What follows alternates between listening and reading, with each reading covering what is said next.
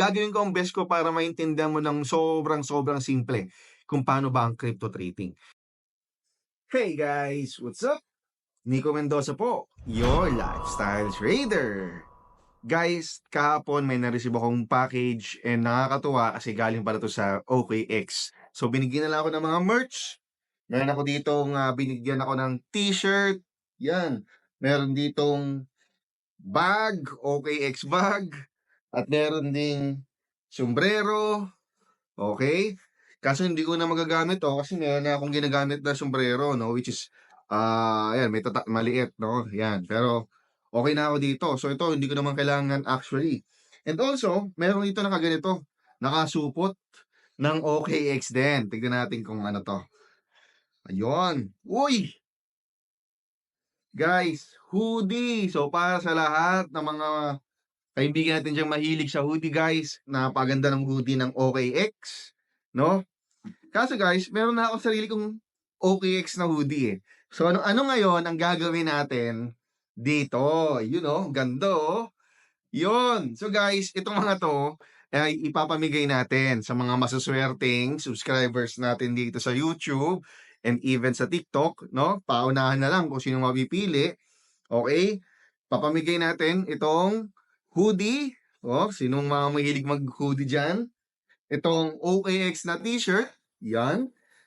OKX na hat at OKX na bag.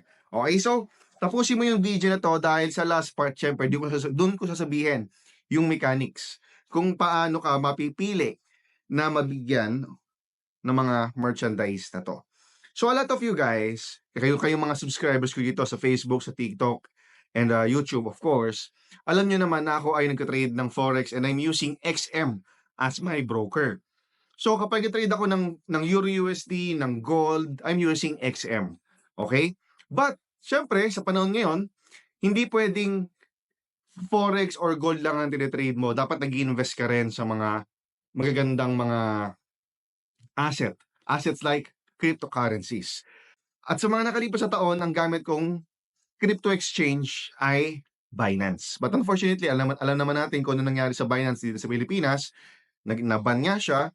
So, tumingin ako ng ibang exchange na pwede ko pang magamit dito sa Pilipinas. At ito na nga, yung OKX. So, nagulat na lang ako na pinadalhan ako ni OKX na ganito. So, kaya in this video, this is the very first time na gagawin ko ng content ang OKX. So, kung gusto mong matuto about crypto trading or crypto investing, make sure na matapos mo yung video na to. Alright, punta tayo sa OKX. Alright, so make sure na magamit mo yung link na ipoprovide ko dyan sa description box or dito sa baba. Ayan, okx.com/join/crypto lifestyle para connected tayo sa isa't isa. Siyempre, para sa mga future promotions na gagawin ng OKX with my community, kasali ka. Alright, so pag ginamit mo yung link na yan, mapupunta ka dito at gagawa ka na ng OKX account. Napakasimple lang nito. Ilalagay mo lang natin dito, siyempre, yung ating bansa kung saan ka nakatira. Okay, and then click mo lang yan, and then next, and then confirm. Yan, and then lalagyan mo na yung email mo. Sa referral code, matik na yan. Kapag ginamit mo yung link na sinabi ko, meron dyan nakalagay na crypto lifestyle. Kung hindi mo man, just in case hindi mo nagamit yung link na sinabi ko dyan, lagay mo crypto lifestyle, and then click sign up. And then mag-register tayo ng cellphone. There, meron ka ng account. Napakadali lang, di ba? Ang next gagawin mo dito dapat ay makapag-verify tayo ng account. Click mo dito, dito sa upper right, makikita mo yung logo ng tao. Lagay mo yung mouse pointer mo dyan, then click mo yung verification. And then dito, individual verification, verify identity, and then yan, dire-diretsuin mo na to. So hindi ko na ipapakita rito kasi self-explanatory naman na to. Ako kasi meron na akong account syempre. So hindi na ako makakagawa ng panibagong account under my name. So dire-diretsuin mo lang yan at pag nagawa mo na yan, mapupunta ka na ngayon dito sa homepage nga ng OKX. Nakalagin ka na dyan. Okay? So ngayon, ang unang question is, paano makakabili ng crypto or paano ka makakapag-deposit sa OKX account mo? So, ang maganda rito sa OKX, meron din sila syempreng dito sa Buy Crypto P2P trading napakadali, no? Pwede kang makabili ng crypto rito by just using your GCash.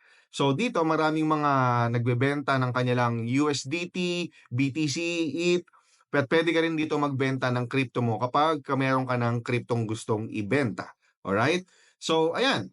So dito, lalagay mo dito, bibili ka, di ba? Buy at saka sell. Okay. So kapag ka buy, bibili ka ng crypto mula sa other person. Okay? So, ilagay mo dito kung magkano yung bibilin mo. Halimbawa, ang bibili mo dito is let's say halagang 5,000 pesos muna. Okay? At pipili ka naman dito kung anong crypto, kung USDT ba, USDC, BTC, or ETH. So, syempre, ang pinakamagandang gamitin dito ay USDT. At dito, marami kang options dito na magaganda yung mga exchange rate. Okay? So, kung let's say, ang pipiliin mo nga ay GCash, dito sa all payment methods, palitan mo to, gawin mo tong GCash. GCash. Nasaan ang GCash? GCash yan. Alright. So, ayan. Okay, so lahat yan, pwede kang bumili sa kanila. So dito naman nakalagay sa available order limit, yung kung magkano yung binibenta nila. So kung pasok sa yung budget mo na 5,000, di pwede kang bumili sa kanila. So tulad yan, click to trade dito, no? So click mo lang yung buy, and then ayan. So dito, ikaw muna ang kailangang magpadala ng GCash sa kanila. Tsaka pagka na-receive nila, tsaka nila ngayon ipapadala yung USDT dito sa OKX account mo. So nothing to worry about kasi lahat itong mga sellers na to ay mga legit naman yan. Kung makita mo dyan, naka-verified accounts naman yan. Okay? So lagi mo dito kung magkano yung bibilin mo. Okay? At marireceive mo sa kanya is 84.9 USDT. Okay? So, ayan. So, GCash, and then buy USDT with zero fees, and then, yan. Okay? So, hindi ko tutuloy dyan kasi hindi mo na ako bibili kasi meron na akong funds dito. Kasi nga, ito nga yung ginagamit ko. Alright? So, ganoon lang kasimple kung paano bumili ng crypto, kung paano ka magpopondo dito via GCash, P2P ang gagamitin mo. At kapag magbebenta ka, dito ka lang sa sell, at i-display mo na dito ito yung mga gustong bumili. Okay? So, ganon. So ano naman ang next na gagawin kapag meron ng laman yung OKX account mo? So punta ka dito sa assets at click mo yung my assets. So dito lalabas lahat ng crypto na meron ka. So in my case dito, USDT pa lang ang meron ako dito. So dyan, naka-hide niya lang kung magkano yung laman kasi sobrang liit, nakakahiya. Okay? So ito lang titignan mo ito yung allocation, funding, trading, and earn. So pag-uusapan natin yan in this video. Una, funding. Ano ba yung gagawin mo sa funding? Ilalagay mo yung pera mo sa funding kapag magde-deposit ka or mag-withdraw ka or mag-transfer ka ng funds from one wallet to another. Diyan mangyayari yon. Sa trading, dito nangyayari lahat nung pag-exchange ng pera. Trading nga eh, di ba? So diyan mangyayari yung yung iti-trade mo yung USDT mo, gagawin mong BTC, yung USDT mo gagawin mong ETH, or kung ano mang crypto ang gusto mong gawin. Whether mag-futures ka or mag-spot or mag-convert, diyan mo gagawin yan sa trading.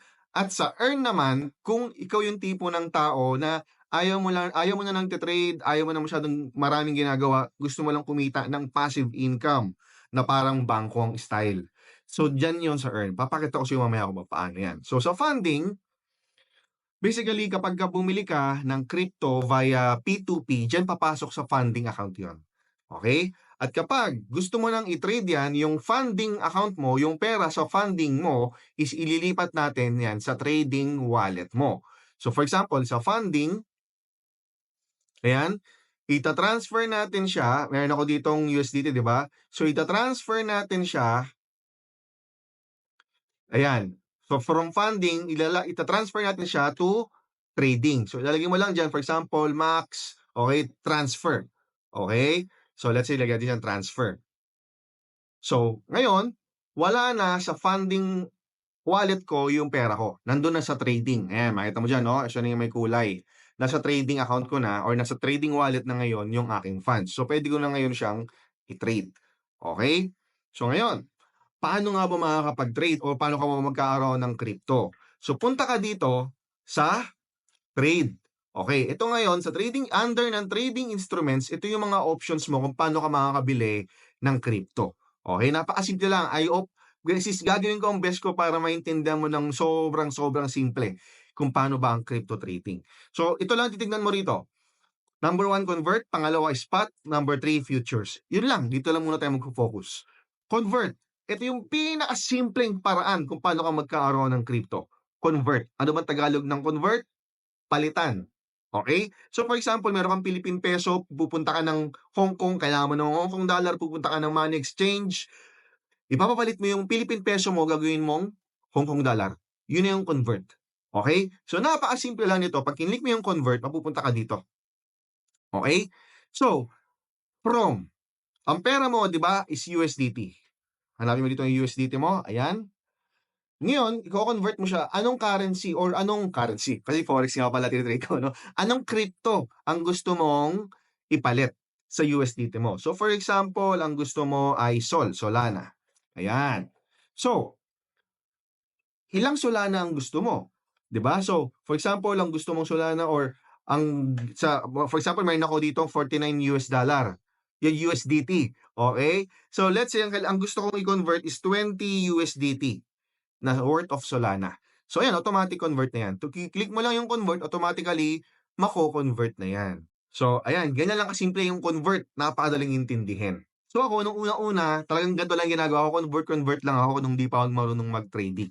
So, para sa mga kagaya ko, nagsisimula ako na online, hindi pa ako marunong sa trading talaga, hindi ko naintindihan yung mga candles na yan, itong perfect sa'yo, convert. Napakasimple. Magkakaroon ka na ng crypto. Now, balik tayo sa trade. Click mo yung spot.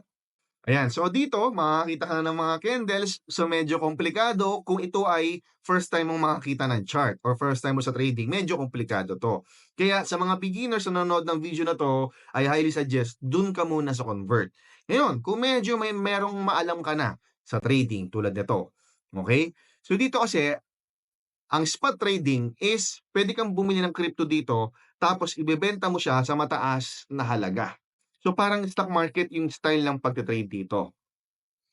So dito sa order book, makikita mo dito yung mga price kung saan bumibili at nagbebenta yung mga traders. Ito yung chart, makikita mo kung ano yung current price. Dito sa upper left, makikita mo kung anong pair ng crypto yung nasa chart. So, let's say pili natin dito is BTC USDT. Ayan, sa spot, under ng spot. So ngayon, ayan, BTC USDT na yung ating chart. So right now, ang presyo ng BTC USDT is 64,317. Ngayon, dito sa bandang kanan, dito ka na ngayon bibili kung gusto mo. Ang kagandahan kasi ng spot, 'di ba? Doon kasi sa convert, kung ano yung current price, mako-convert on the spot yung pera mo. Dito, meron kang control. So kung magkanong price mo gustong bumili at sa kung magkanong price mo gustong magbenta nang hindi ka nakabantay. Okay? So number 1 dito, meron ditong button na limit. Ayan. Ibig sabihin, ilalagay mo dito yung presyo na kung saan gusto mong bumili. Okay? For example, ang presyo ngayon is 64,336. Pero gusto mong bumili sa mas murang halaga ng Bitcoin. Let's say, gusto mong bumili sa presyong 64,000. So, ilalagay mo dito, 64,000. Okay? So, ibig sabihin, kapag si Bitcoin bumaba sa 64,000 na presyo, automatic, kahit hindi ka naka-online, bibili yung OKX account mo ng Bitcoin sa halagang 64,000 USD. Bitcoin, I mean. Okay? So, tapos lalagay mo dito kung magkano yung kailangan ng gusto mong bilhin. Ayan, nakalagay dyan. Okay? So, ayan. And then, pag okay ka na dyan sa presyo na yan na gusto mo, i-click mo na yung buy BTC. So, pagka bumaba siya ng 64,000, automatic, bibili na yung OKX mo ng Bitcoin kasi yan yung presyong sinabi mo. At pag umangat yung Bitcoin, let's say naging 64,500 siya, profit ka ng 500 points. Tumaas ngayon yung value ng pera mo, in running profits ka nun. So, pwede mo na siyang i-sell dito. I-click mo tong sell, okay? Ilalagay mo naman dito, 64,500. Tapos, let's say, ganun din yung halaga ng gusto mong ibenta. Ayan, limit. Okay? And then, isi-sell mo. Kahit hindi ka nakabantay. Yun yung limit. Ngayon, kung gusto mo naman, ngayon mo na rin gawin. Click mo lang tong market na to, itong button na to, market. Okay? Kung ano yung presyo, during the time na nasa chart ka, dun ka mismo makakabili. Okay? Tapos dito sa TPSL, Ang tawag diyan is take profit tsaka stop loss. Maganda 'no, ito yung mga bagay na kailangan mong pag-aralan along the way sa pagte-trade mo, okey?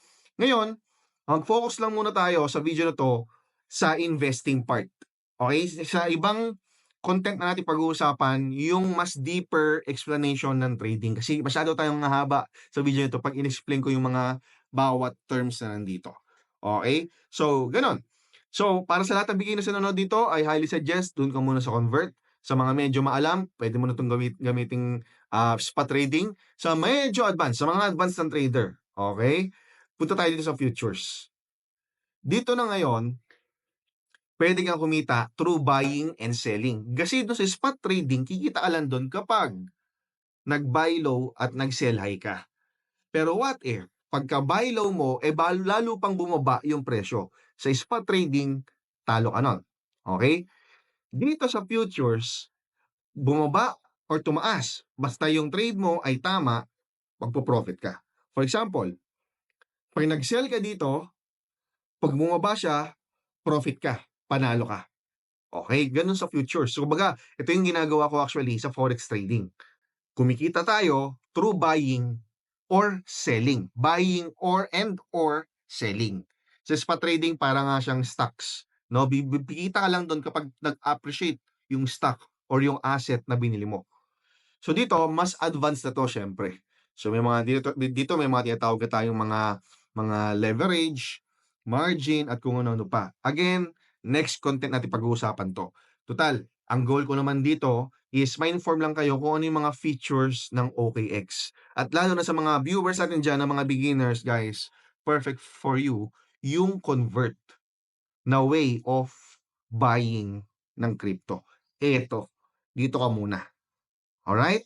So, gano'n lang kasimple. Now, ang next na pag-uusapan natin dito, 'di ba kanina dito sa assets, napag-usapan na natin yung funding wallet.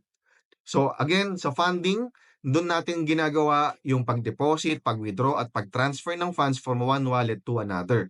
Sa trading, dito natin ginagawa lahat ng pagte-trade, convert, and then, spot trading at saka futures. Ngayon, may pangatlo, yung earn. Yung earn, ito para sa mga tao na parang more on investing lang at gusto ng passive income na parang bangko. So dito sa grow, click mo tong earn, alright? Isa to sa nagustuhan ko dito, no? Kasi for example, ang gusto ko lang naman sa crypto dito, ang gawin ko is mag-hold lang naman ako or HODL tinatawag nila, no? I'm not into trading sa crypto, let's say gano'n. Kasi ako nagte-trade ako sa forex at ginagamit ko ang XM nga or ang MetaTrader sa pagte-trade ko. So dito gusto ko parang investment type lang kasi nga ang gusto ko ang tingin ko dito sa crypto let's say is long term parang gano'n. So this is perfect for you. So dito, pindutin mo lang yung simple earn para hindi ka na mahirapan. Pipili ka ngayon dito ng mga currency or ng mga crypto. Yan, nasanay na ako sa currency 'no. Ito yung mga products na kung saan 'pag ito yung pinili mo, eh, iiwan mo lang diyan yung pera mo at makikita siya ng parang interest, magkakaroon siya ng interest. 'Di ba parang sa bangko, naglagay ka ng pera, merong monthly interest na binibigay yung bangko sa dineposit nating pera. So, parang gano'n din dito. So, for example dito USDT, 'pag kinlik mo 'yan, meron kang option dito, 10% or 4.9%. Tapos sa term, flexible at saka 30 days. Ano pagkaibahan niyan? Yung flexible, ibig sabihin nito, anytime pwede mo siyang i-pull out, pwede mo siyang i-withdraw, or pwede mo siyang i-trade. Pwede mo siyang kunin. Okay? Yung 30 days, lock in siya for 30 days. Hindi mo siya magagalaw for the next 30 days. Okay, ta's pagka kung ano yung mapili mo diyan, ki-click mo lang yung subscribe, ta's mag-e-earn na siya ng ganito. Let's say ganyan, okay. So ganyan, for example, meron nga ako USDT, let's say hindi ko pa naman gagalawin 'tong USDT ko, subscribe ako dito sa 30 days halimbawa, ayan, babasahin mo 'yan, okay. And then lalagay ko dito minimum 100, okay. Kaso kulang pa nga yung USDT ko, alright. So gano'n lang, ilalagay mo lang diyan yung pera mo, yung crypto mo, yung USDT mo or kung ano mang crypto meron ka, tapos kusa na siyang mag-earn ng interest nang wala kang ginagawa.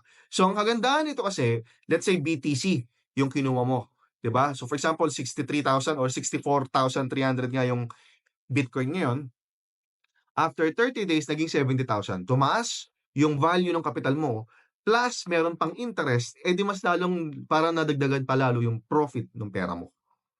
Okay? So, gano'n kinaganda nung wala kang ginagawang trading. Hindi ka nagbabantay, hinahayaan mo lang siya diyan. So, kumikita lang siya automatically. So, medyo passive income 'to 'no, na parang bangko style, ayan. Okay, and then eto maganda. Ito na yung last part ng video na muna na 'to 'no. Okay.